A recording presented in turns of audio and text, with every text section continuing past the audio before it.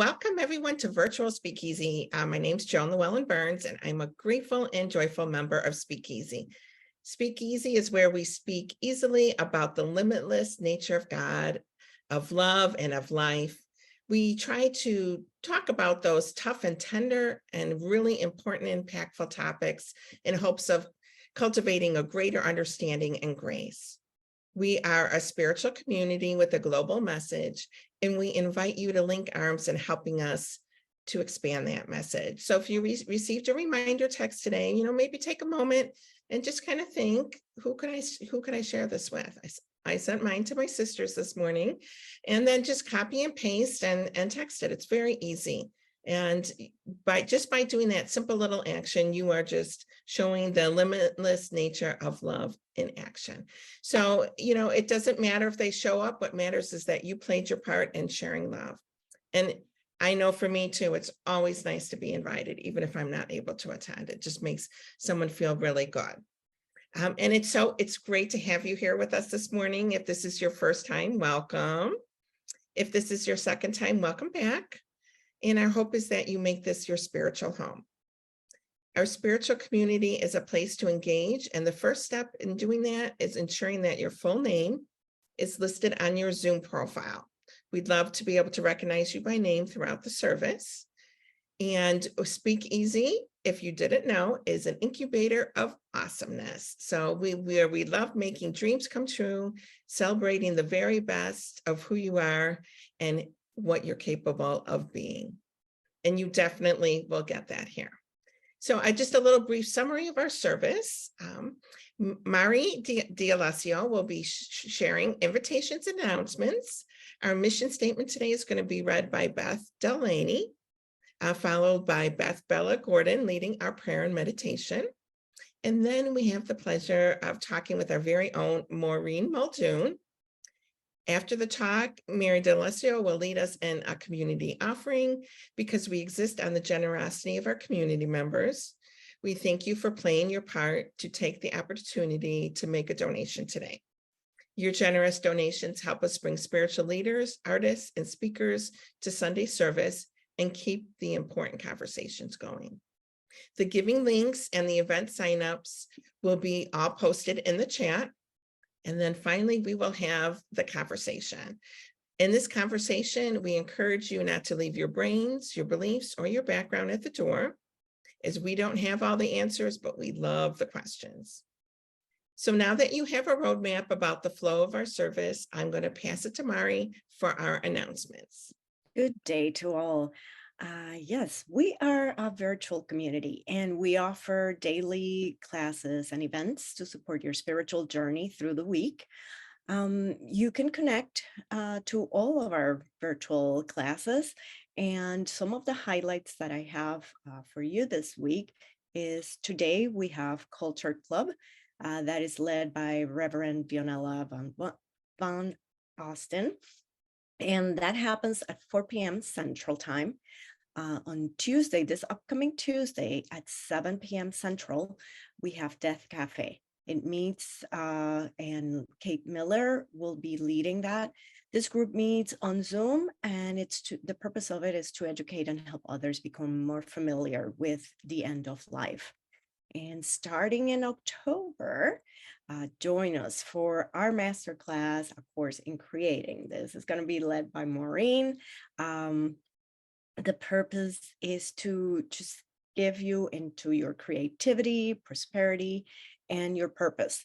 So registration is open now for that. So you can find all of these events and so much more in our calendar. You can see it on the chat. There will be a link, or you can always go to speakeasyspiritualcommunity.com and you can find all the links in our calendar. Thank you.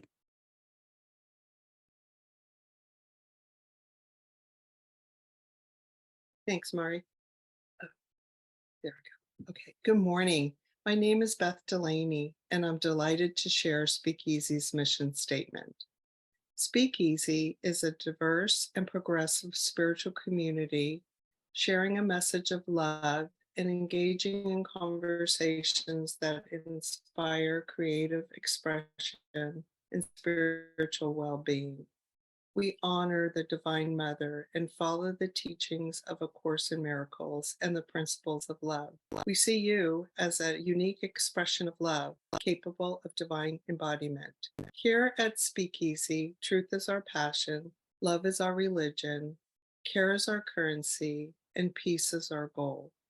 We attempt to speak easily about tough and tender topics so that we can navigate life with greater wisdom and grace. We devote this service to the Divine Mother, Mary Magdalene, Jesus, Buddha, and all the holy names of God, to all saints and enlightened teachers, as well as their teachings, specifically the teachings of A Course in Miracles. We welcome you, and we are so glad you're here. Good morning. I am Beth Gordon, and we are going to just do some prayer and meditation. So I invite you now to take a deep breath, a big deep breath of fresh air. And take another one and just let any stale air go and fill your lungs with fresh air. I'm so grateful to recognize that right here, right now, is the infinite creative power of life itself, the source for everything and everyone, the living presence of love, infinite peace, infinite joy. This is the living presence Divine Mother is. And this is the womb of creation, right here in this stillness, in this fresh breath, this inspiration.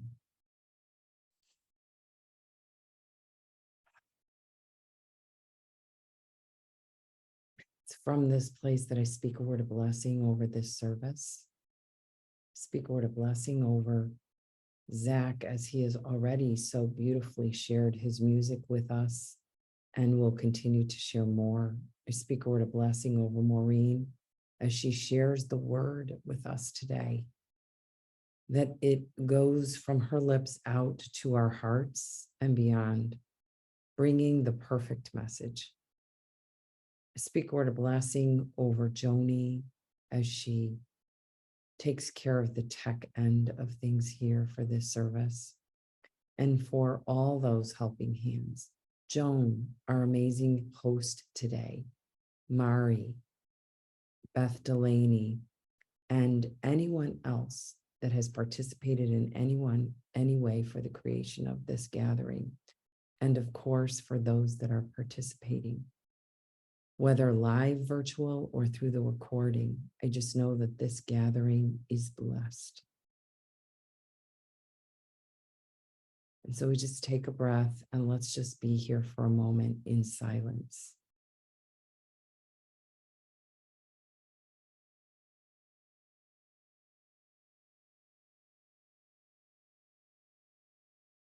And so with love and gratitude for the fulfillment of this prayer, I just absolutely know this time is blessed, and we welcome it and we let it be by together saying, and so it is. Amen. That was just beautiful, Beth. I feel very nice and grounded. Thank you very much for that. But now it's my time, and I get to be really excited to introduce today's speaker, our own Maureen Muldoon. Maureen is the spiritual director of Speakeasy. She challenges us to live an authentic life and flow with the universal law. She is a devotee of the Divine Mother and draws inspiration from A Course in Miracles and other non-duality teachings. She is also an international speaker, writer, and storyteller who believes in the miraculous power of storytelling for healing and transformation. I feel like Maureen has been very integral in my healing and my transformation too. When I first met her, I was completely cut off to any form of spirituality, any form of being in touch with the divine. And I had absolutely no willingness to kind of break down those walls, but that's the gift of Maureen. She will come with you to very gently bring you along, and she helped break down those walls. And I am forever grateful for that.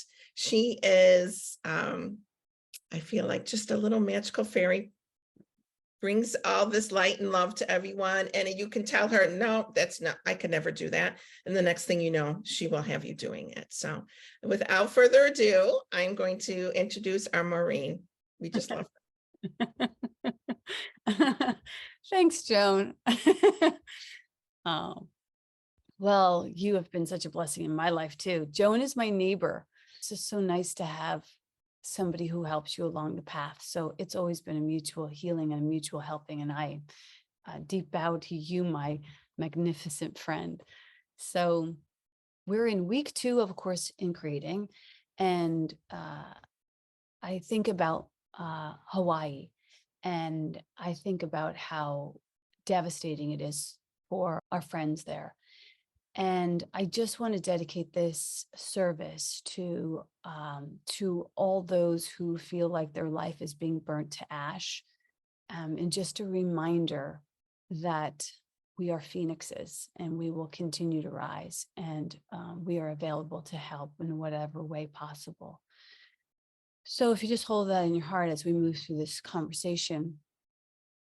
Last week, we talked about opening the channel, taking time for meditation and then writing to our dear divine. And if you find that you were not 100% successful in the little homework that we had during the week, don't worry about it. We can try again this week. And remember, this is not actually the course. This is just the time that we all as a community get familiar with the concepts of the course. The course starts in October, as Maureen pointed out. And so that's when we're going to really apply individually and specifically the concepts, but you will need to sign up, and the link will be in the chat. And I just want to publicly thank the folks who have already signed up, who have committed to enrolling, and they are Joni Strickfaden and Diane McChance and Barb Curl and Jean Laporte and Beth Delaney. And I thank you for being early supporters. I'm hoping that by the end of the service, you might add your name to that list, because I really ideally would love to have full engagement for the community. So the idea from last week was to get our bloated nothingness out of the way. And if you felt successful with your morning meditations and your evening meditations and your letters to the dear divine, go ahead and put a big fat yes in the chat so we can see how we're moving forward in a positive way. I personally cannot put a yes in the chat because I was not successful with my evening meditation. And I also was pretty inconsistent with the practice of writing a Dear Divine letter. But I'm a work in progress, and relaunching these practices after not using them consistently for a while is going to just take a little time. So I want you to know that when I first taught these concepts, many of the participants took the course several times in a row. And sometimes it wasn't until the second or third time that they were like, oh, the Dear Divine letter, I finally get what you're asking for there. So it's okay, that we take a little bit of time with this. I'm happy to give these concepts out to the whole community, because I know that just like A Course in Miracles, these things need to be repeated. So that's just where we're at. So opening the channel is simply the willingness to develop a connection. And then to maintain that connection, we're going to expand the idea with the use of an acronym. And Bella mentioned it in her prayer, which was AIR. And AIR stands for awareness and intention and release. AIR, awareness, intention, and release. 3 steps to creation. And Jesus was pretty steadfast in his awareness of his source. He paid attention to the intentions of his soul as well as those that he served. And he attempted to show up and share and then release this creative alchemy to the world for good. And one example is when his mom asks for some wine at the wedding, and he connects with his source through prayer. He blesses the water, and then he releases the wine to the world in the party. And he doesn't barter for it, and he doesn't charge for it or seek to take credit for it even. And so the ego, doesn't really care for this. The ego will fight for accolades only because it wants credit. So before we begin with awareness, intention, and release, I just want to remind us and myself that we are like who is actually doing the creating. And in lesson 222 of A Course in Miracles, it says, God is with me. God is my source. That God is my life, the life within, the air I breathe, the food with which I am sustained, the water which renews and cleanses me. God is my home, wherein I live and move. The spirit which directs my actions offers me its thoughts and guarantees my safety from all pain.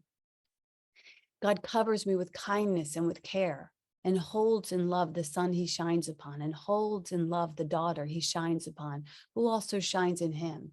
And how still is he who knows the truth of what he speaks today, and how still is she who knows the truth of what he speaks today. So basically what I'm saying is that we can invoke the idea of look, wait, and judge not.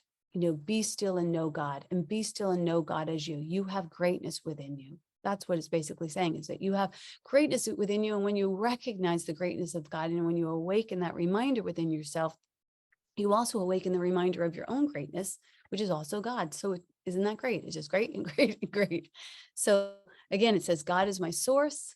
God is the life within, the air I breathe, the food which I am sustained, the water which renews and cleanses me, my home, where I live, where I move. Again, we've heard this before. That's from A Course in Miracles. From the Bible, you might have heard, the Lord is my shepherd, I shall not want, my good is at hand. So I just don't think you can hear that enough, that God is our air.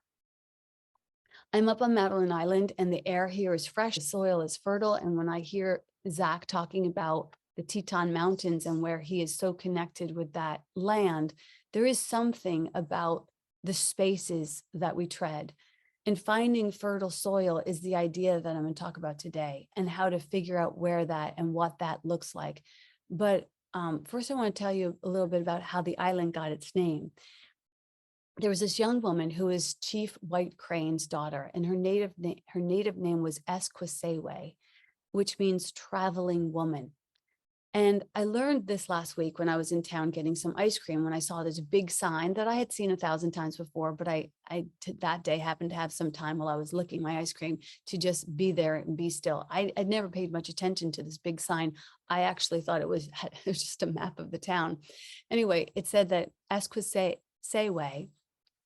that she was this great leader, and that she had strong character, and that she was energetic, and she was tactful, and she was very respected among her people. And this was in 1787. And she married Michel Cadet, who was a fur trader, and he was French and Ojibwe heritage. And she was baptized, and the name that she was baptized as was Marie Magdalene. So she was baptized Mary Magdalene. And then her father renamed the island, which at the time was called La Pointe. He renamed the whole island Madeline or Magdalene, but over time it changed to Madeline. I thought it was so interesting as I sat there licking my ice cream because, although, I dedicate this community to Mary Magdalene. She was the apostle of the apostles. We kind of kicked off this whole series talking about Mary Magdalene. We had a guest speaker, but she wasn't here. So I ended up speaking a little bit about her. It wasn't really planned.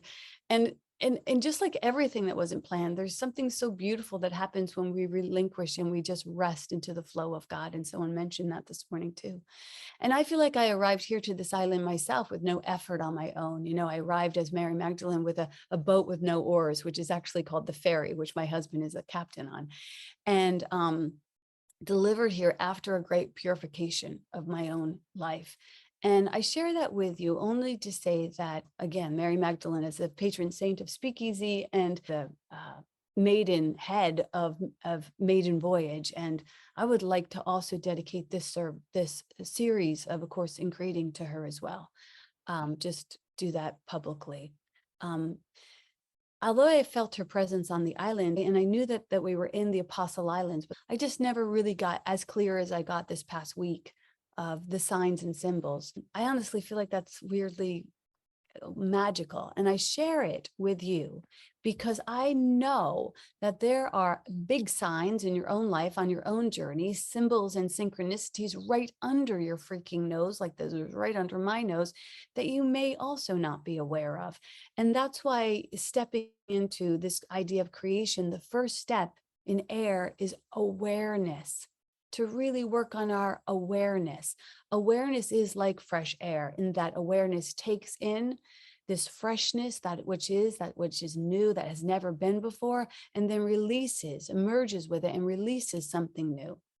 And that's what creativity is. It just says this taking in, this letting go, this taking in, this letting go, this fresh baked bread, this fresh perspective, this fresh fruit, this fresh, idea of like fresh sheets. It's what is fresh is so good. And this is the truth for creativity. Creativity is so good because it's not regurgitated. It's not something stale. It's not something stolen. Creativity doesn't thrive in crowded, congested chaos. It does not thrive in hustle and hard work. It desires and it deserves this clean spaciousness and to go at the pace of peace.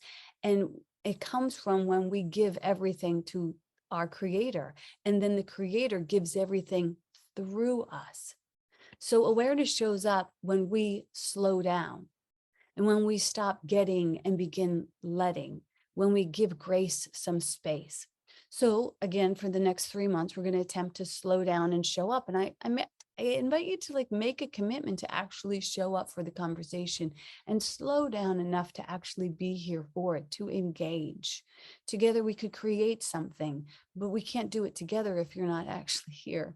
So we can create a sacred container when we're fully present, like cameras on, cleared of all distractions. We've gotten nothing from hiding and hustle. We've gotten nothing from that. So I'm going to ask you to shift gears, because nothing can be loved at speed and nothing can be loved in shadows. And I like to say, slow down, swap the glory of being busy for the glory of being present, and just say hello to this moment. Nothing good comes out of a microwave. And we don't want to create from the energy of a distracted damsel who's immersed in fear and poverty thinking and low self-esteem. We want to learn how to lean back from that kind of get it done mentality and lead into that elegant role of kings and queens. And to learn to decree as Jesus did, who said, "This and greater things shall you do," and decree as he did when he turned that water into wine, to acknowledge the invitation of your own hero's journey and to capture the vision that God has for you and your life. And we're already aware of it. You're already aware of that hero's journey that you've been refusing to go on, that dream, that desire, that calling or wish. And maybe you've kind of dipped your toe in and then pulled back, and then dipped in again and pulled back. That's something, or that's someone that you're hoping to experience, something that you have yet to experience. And that calling is nothing to fear. We don't really talk about manifesting here, but we do talk about fulfilling your calling. And to do that, to fear that though, to fear your calling would be absolutely normal, because even Jesus refused the call. When his mom asks him for wine at the wedding, he says to her, "No, get ye behind me, woman. This is not my time." So he, like us, was reluctant to step into the calling. And he, like us, didn't even recognize that this might be the beginning of his ministry, because this moment is the beginning of the very first miracle that he performs. And he performs it in the middle of a wedding, not in the shadows, but in a public space. And so we don't want to shame our internal intentions. We want to be more aware of these inner tensions. This is where we want to invite ourselves to think, where am I hoping to turn some water into wine for our mother?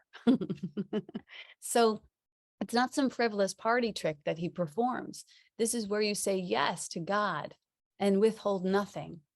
And perhaps it's something like you want to have a more holy relationship with all of your, family members, or that you want to be more fully financially sourced and have a healed relationship with your prosperity. Or maybe it's about having a romantic relationship that you delight in and that actually supports your spiritual evolution. Or maybe it's the job that you dream of, or being a published author, or being in the best shape of your life.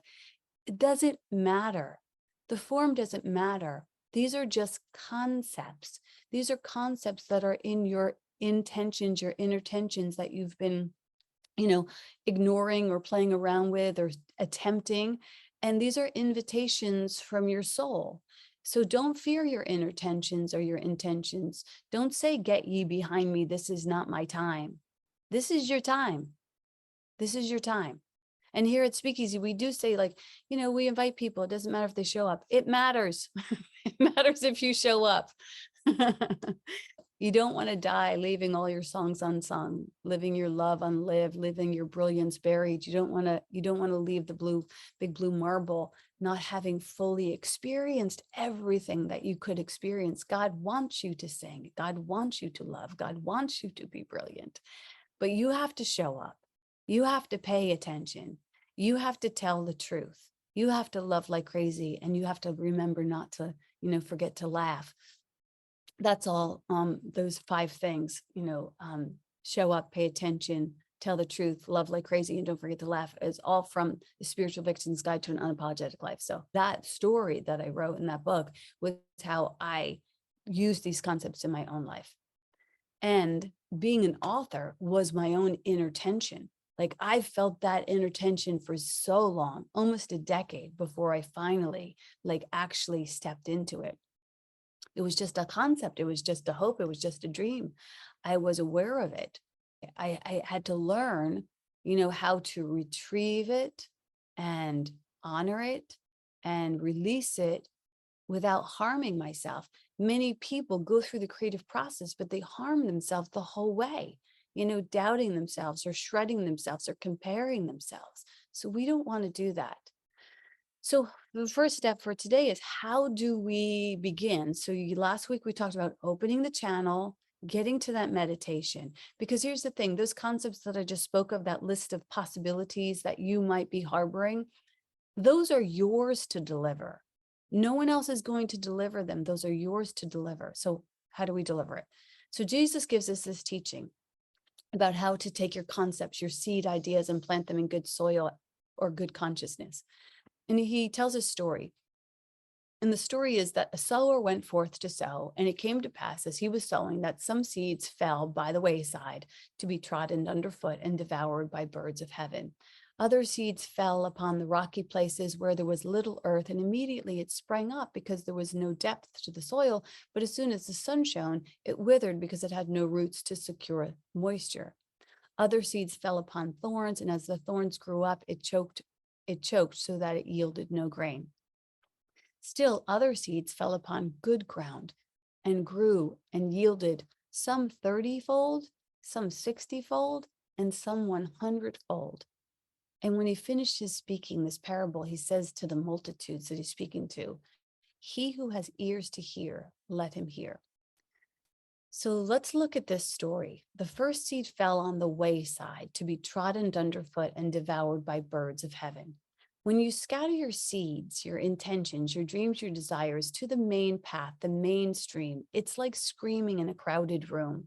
The path is where people walk. It's like this road of consumerism. And your tender dreams, they have to be protected before they're fully realized, or they will get crushed. It's not smart. The seeds will be pecked apart by bird brains out there. You've had this happen before, as I've had it happen before. If you continue to toss your seeds into a crowded room, you might begin to make up the idea, oh, nobody likes my ideas.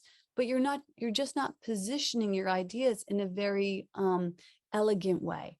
So you take a good idea without anchoring it into deep consciousness, and you fling it out into the wind in hope of something landing. You've seen this happen before.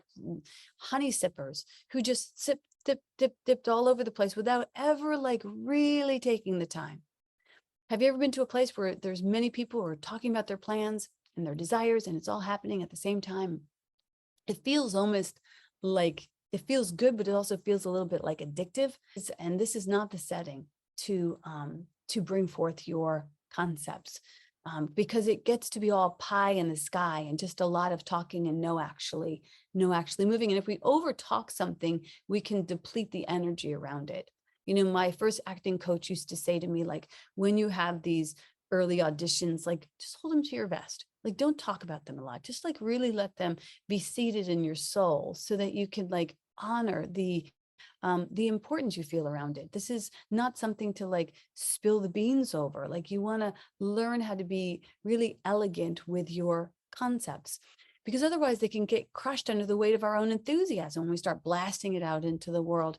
And we're all just like talking at each other instead of like really collaborating. You can sometimes leave those type of conversations feeling almost more disheartened than when you arrived. We toss the seeds of our concepts out there in the marketplace, in the meeting halls, in the mainstream, and they're likely to get swallowed up and trampled on. So that is sort of meat wench mentality of flinging things to the wind, where the queen and the king, they take their time, being very careful with their concepts because they know how actually holy they are. So be careful with your concepts and be careful with your seeds, and don't toss them into the mainstream, and first pot them in your home, in your heart, in your journal, in your prayer, where they're safe and where they can establish roots. They are yours. Don't even attempt to think about collaborating with them just now. Like really just let them take root, because throwing spaghetti against the wall, which is what we're known to sometimes do, I've been guilty of it, though it's a great way to generate ideas, if that's all we do, we end up in a messy room filled with wet noodles, and this is not optimal. So what is the optimal place to birth a vision? The optimal place to birth a vision is to find that fertile soil where you're surrounded by wingmen and midwives and mentors, much like this one, in close, safe, intimate circles among your, maybe if it's to do with your job, maybe it's around your office mates. If it's to do with a family event, maybe it's with your family, depending on what you're looking to bring forth. But it's a place where you're in good consciousness, and you have to begin to tell the difference between jacked up, jagged consciousness and good consciousness. People who are invested in the ideas of your happiness and your success. And we will go deeper into that in the course. So good soil is a place where we pay attention to the common goals that benefit everyone.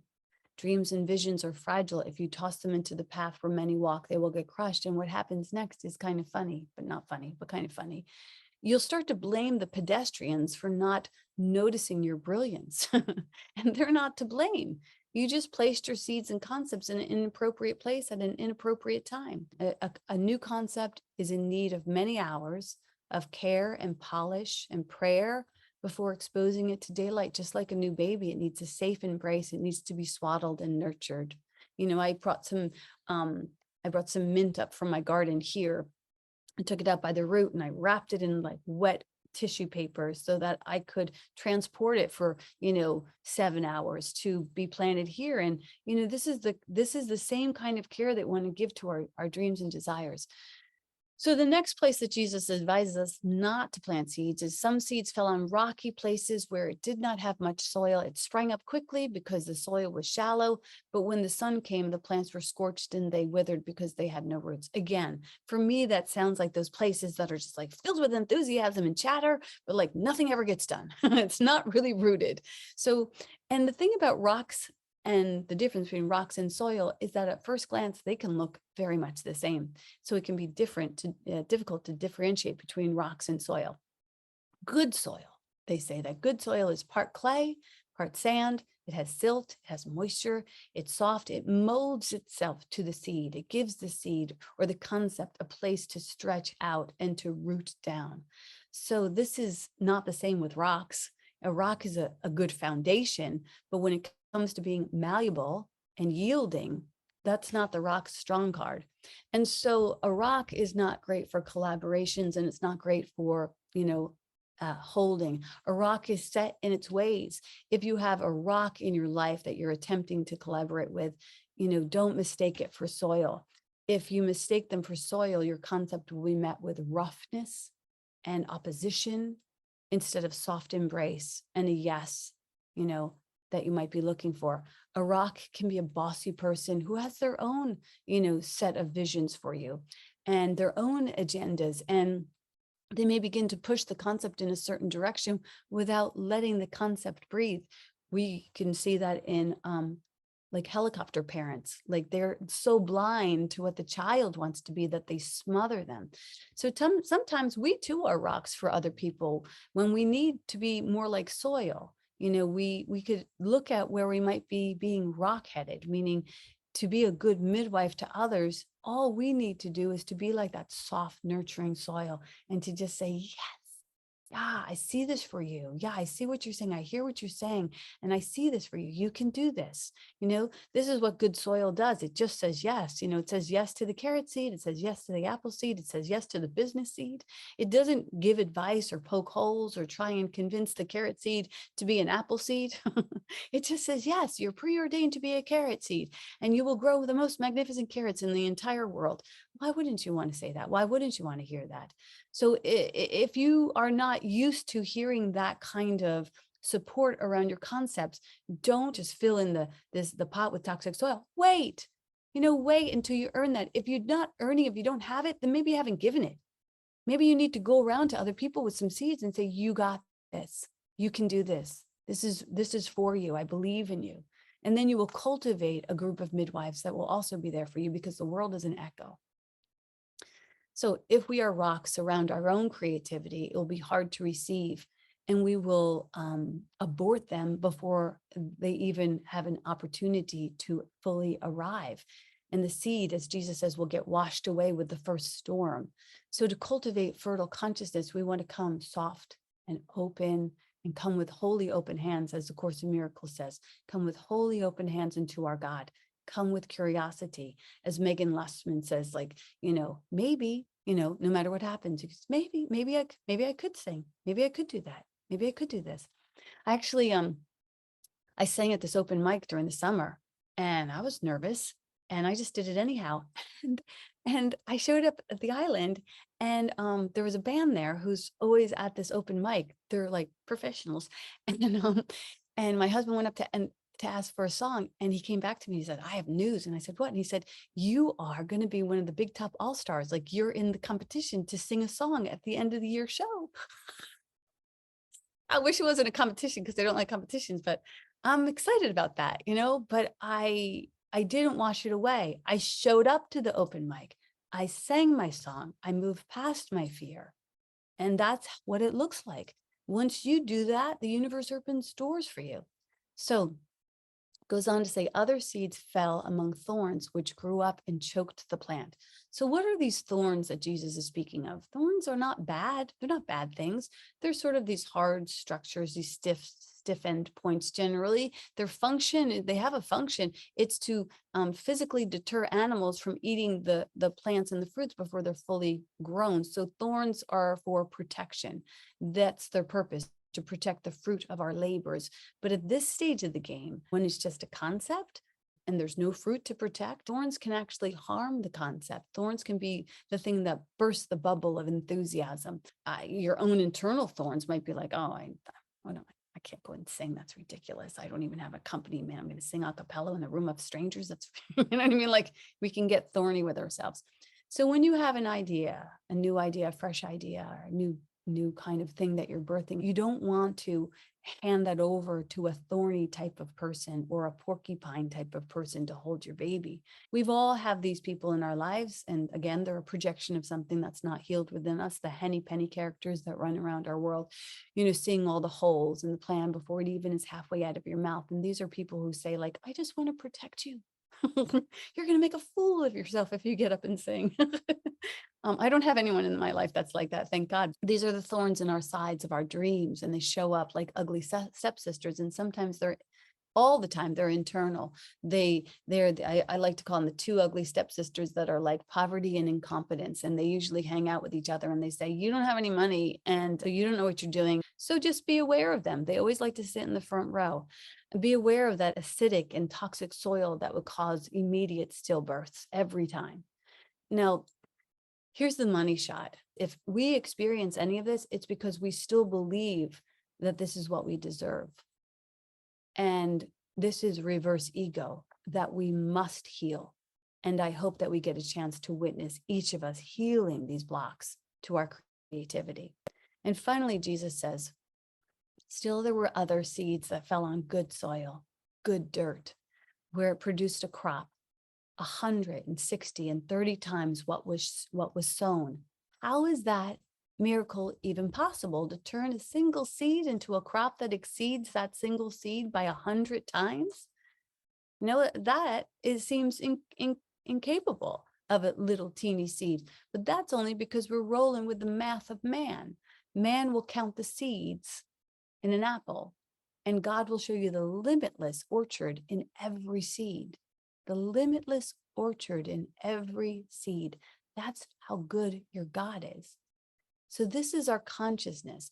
We heal the soil of our consciousness with forgiveness and fearlessness.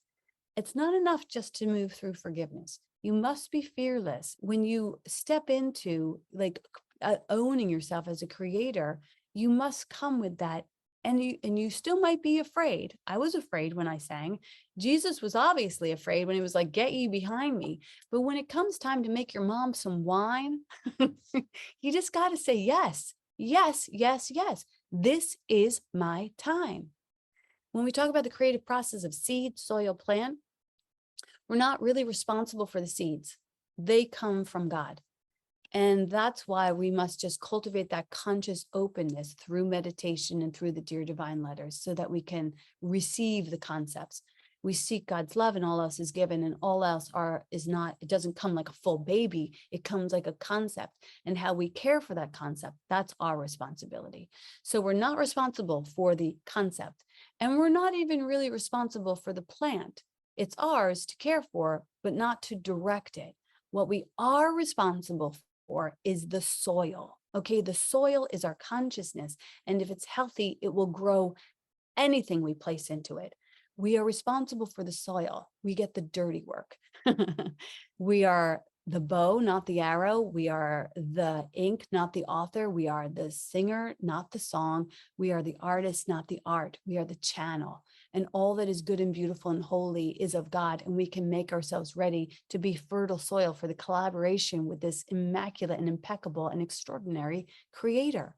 So take care of your soul and take care of your soil, and you too will yield 30, 60, 100-fold through meditation and contemplation. Healing your consciousness and your fearlessness serves everyone.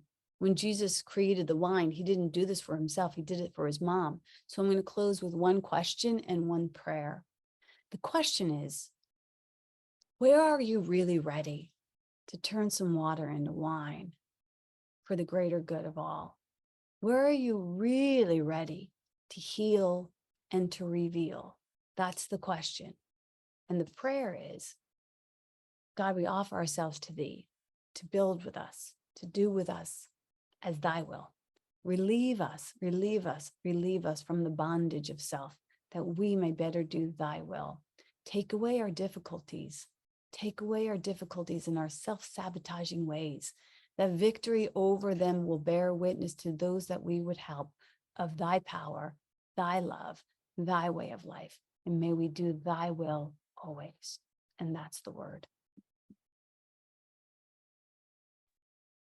That was amazing. I forgot to grab my notebook, so I just have all these notes on Post-it notes. I do that all the time. I have napkins and socks I write on. Gotta Walls, get it down. walls. Write Thank something. you, Maureen. That was beautiful, and looking forward to conversation. Speakeasy is a non-for-profit virtual spiritual community, and we exist on the generosity of our community members. We thank you for playing your part and for taking the opportunity to make a donation for today's daily bread. Your generous donations help us to bring spiritual leaders, artists, and speakers to Sunday service and keep important conversations going. As you were spiritually fed by today's conversation, I invite you to just go within and see what's yours to share. No gift is too small. The donation link, you will find it in the chat as well as on our website, which is speakeasyspiritualcommunity.com.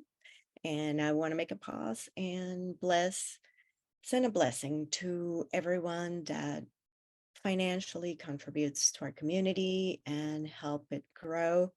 And as that financial gifts are received, I know they will be multiplied in your life and they will return to you. Thank you. Have a good day.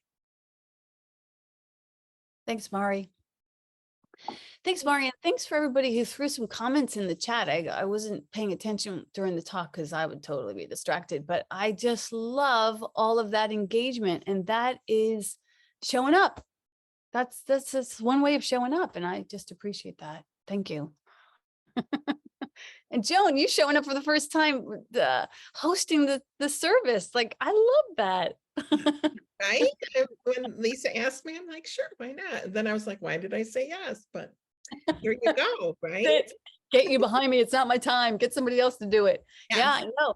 But every time we step through resistance and we move through that fear of voice, visibility, and value, it like affects everything that we do. It Yes. really does. Anyway. Yes.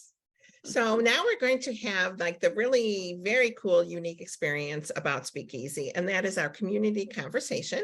So we invite you to speak easily, find your voice, find your truth, and share your thoughts, your inspirations, awareness, and your questions with the entire community. So when you feel called to share a question or comment, raise your virtual hand, and that's located at the bottom of your Zoom. And if you can put your video on too, that would be great. Doesn't matter. I've put my video on and I haven't even brushed my hair yet, so that's okay. We don't mind. And so we would just love to hear and see you.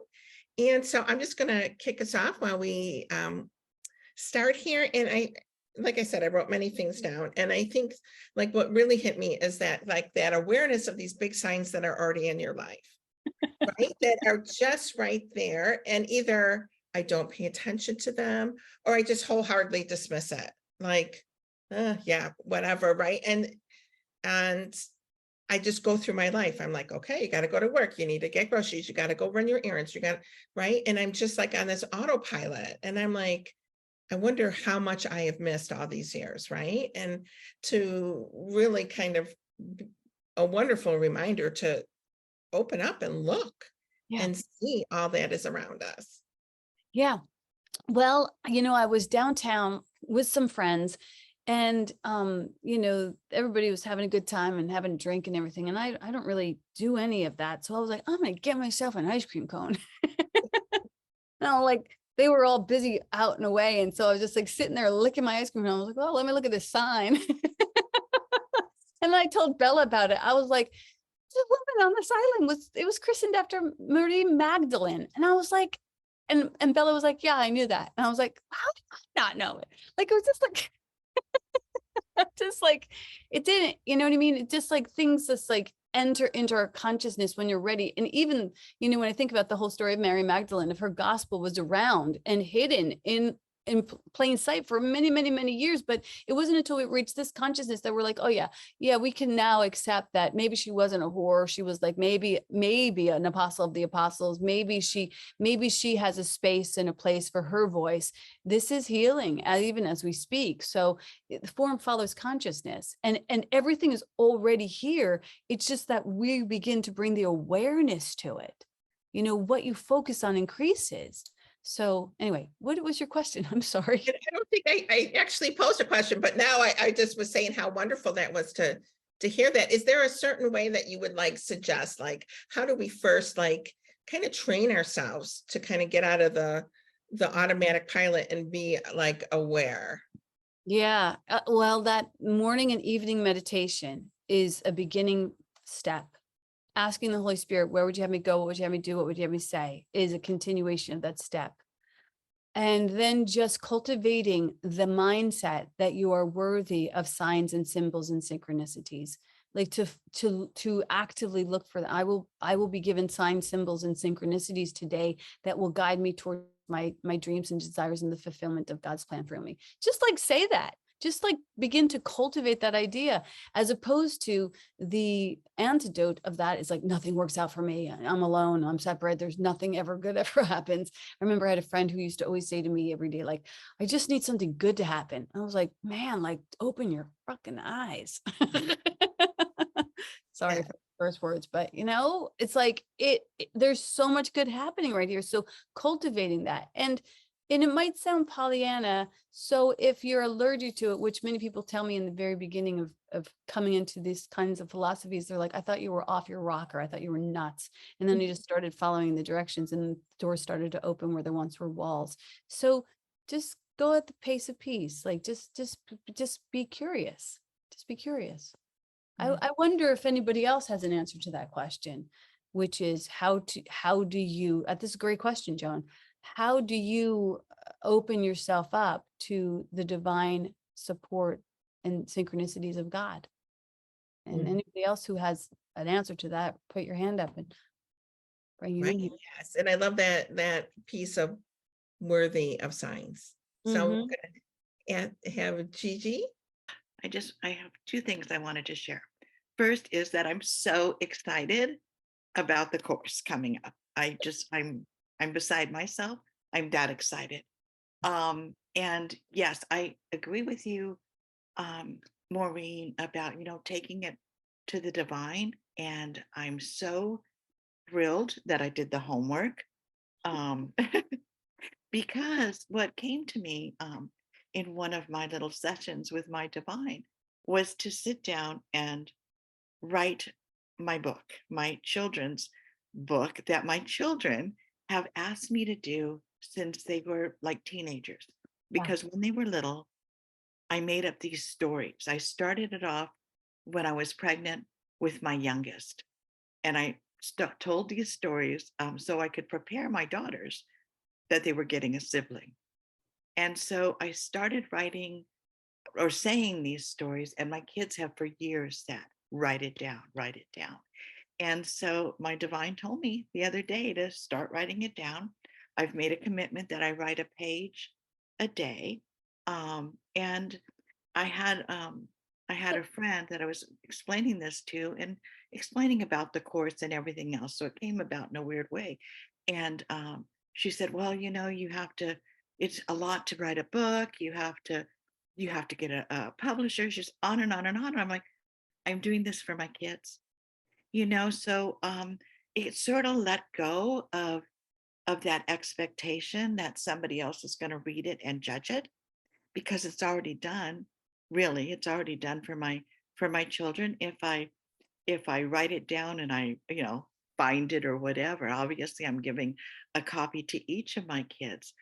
But the great thing about this is my children are now in their 30s, and they are so excited to get this and read it to their kids. And how great is that? And it came from my divine, who brought, and Maureen, who brought the divine to me. I've always had a connection with the Divine Mother, but our connection is like this now. And I'm just so grateful. And like I said, I am so excited about this class. I don't know why we have to wait. It's wonderful to be so specific about your audience. Your audience is your children. But, like there's this singer that I really love, the song that he wrote called The Village. There's something wrong in the village. And it's kind of written for transgender people. It's such a beautiful song. And he's like, it just hit like 1 billion views. And he's like, and the weird thing is, I wasn't even going to publish it. I just wrote it because I wanted to give my 2 friends who were going through this situation a song. I just wanted to give them a song. And he's like, and I decided to publish it. And now it's like my most popular song. Not that you want to do that for accolades from the world, but like, don't be surprised if your arrow doesn't hit a lot of hearts, but do it for your kids. But like, don't be surprised if it's not actually something. And that friend who's like, it's really hard, but yeah, those are the people that you want to just like forgive and then move a few seats away for now. Because you got to be protective about your concepts, and you just need some soil that says like, yeah, get it, girl. Thank you so much. Thank you. Good to see you, Maureen, and thank you very much, Zach. That was amazing singing. It was like being on a trip without the psychedelic, just really in love with the tune. So thank you very much for that. And Maureen, you just asked about how we can cultivate our soil to make it more fertile for seeds. And I was thinking about selfless service when you said that, and how important it is to serve others and think about serving the universe, think about serving our planet, thinking about serving our families, our communities, just serving.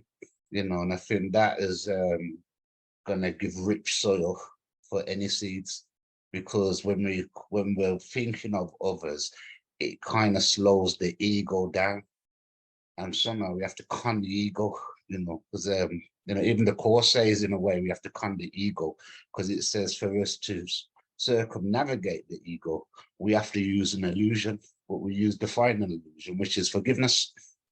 So that's a way of saying, all right, then we're going to use an illusion, to circumnavigate the ego. So we're going to con the ego, basically. And I think we can do that with selfless service as well. When we start thinking of others, the crazy thing is, like, you think, well, if I'm thinking of others, I'm giving more, so I'm going to have less. But we already know the more we give, the more we have.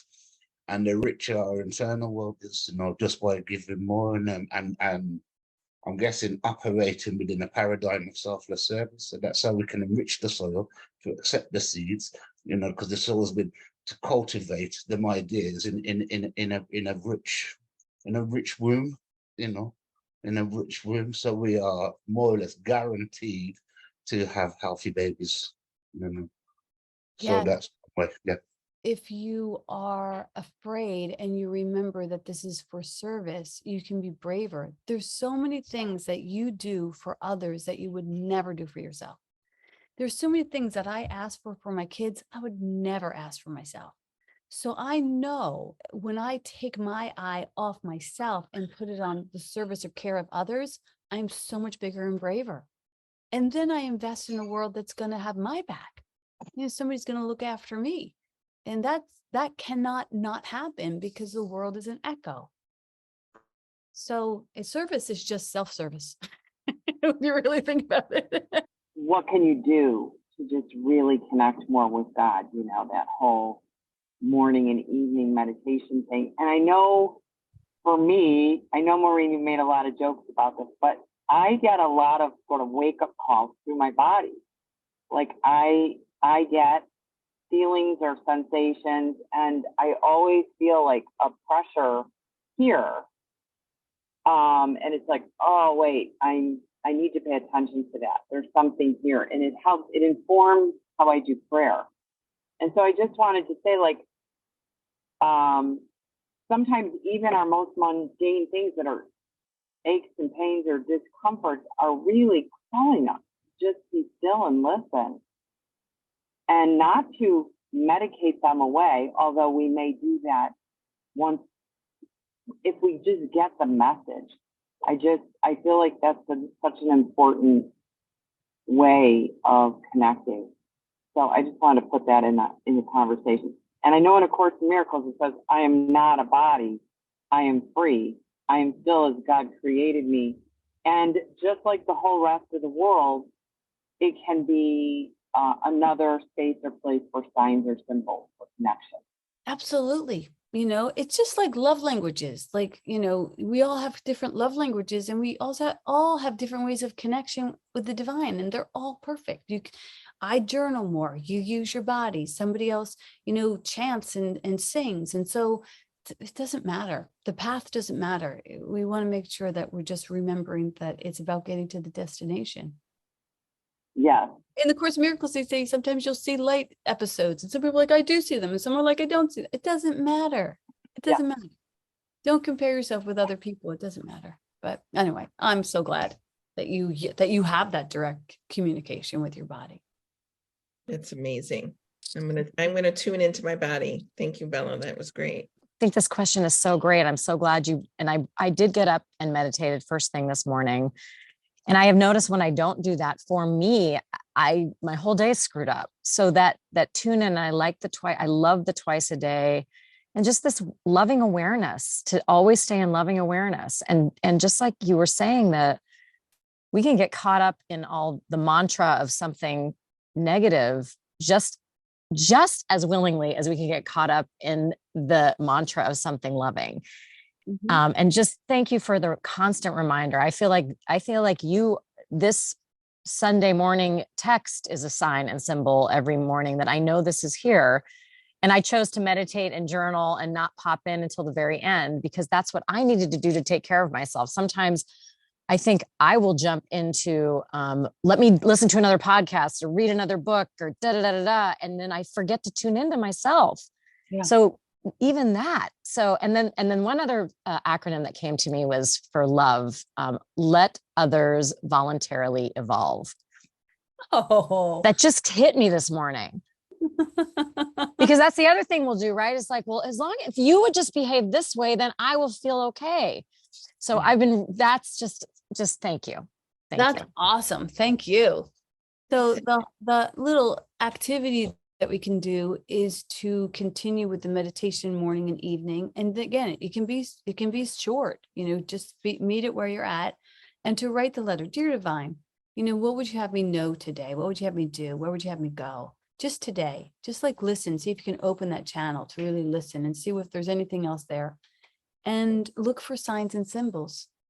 That's it. Just going to add one other thing on, look for signs and symbols. And if you see them, share them.